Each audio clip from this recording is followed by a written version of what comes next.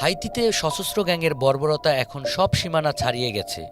সম্প্রতি দেশটির রাজধানী পোর্ট অব প্রিন্সের গ্যাংসকপ শহরের একটি গির্জায় আশ্রয় নেওয়া বাস্তুচ্যুত সাধারণ মানুষের উপর অতর্কিত এক নৃশংস হামলা চালিয়েছেন সশস্ত্র গ্যাংয়ের সদস্যরা। রোববার গভীর রাতের এই ভয়াবহ হামলায় শিশু ও নারীসহ অন্তত ৪৭ জন মানুষ প্রাণ হারিয়েছেন। আহত হয়েছেন আরও কমপক্ষে ২২ জন। খবর অনুযায়ী গ্যাং সহিংসতার কারণে ঘরবাড়ি হারিয়ে বিগত কয়েক মাস ধরে ওই গির্জার নিরাপদ আশ্রয়ের খোঁজে ছিলেন বহু অসহায় পরিবার। কিন্তু হামলাকারীরা সেখানে কোনো দয়া না দেখিয়ে নির্বিচারে গুলি চালায় এবং পুরো গির্জায় আগুন ধরিয়ে দেয়।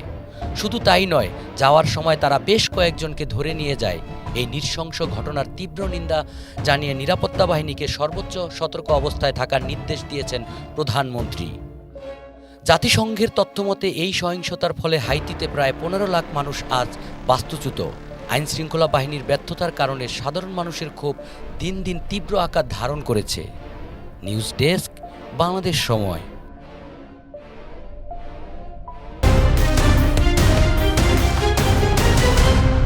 বাংলাদেশ সময়, সবার আগে দেশ।